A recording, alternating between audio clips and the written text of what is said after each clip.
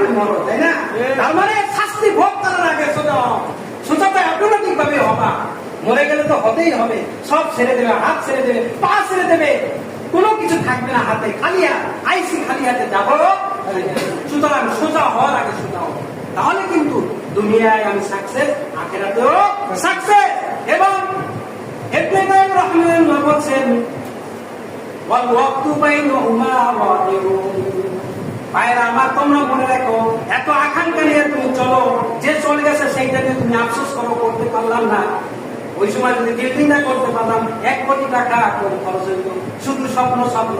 আর এখন তুমি আরো আকাঙ্ক্ষা করো, মনে করো এইরকম করতে করতে দুনিয়া নিয়ে ব্যস্ত হইতে হইতে সময় কিন্তু তোমার মাঝখান থেকে চলে যাচ্ছে, আর তুমি আখিরাতমুখী হয়ে যাচ্ছে। সুতরাং থাকতে পারবো না, যেহেতু চলে যেতে হবে, সোজা হয়ে যেতে হবে। আখিরাতে যাতে আল্লাহ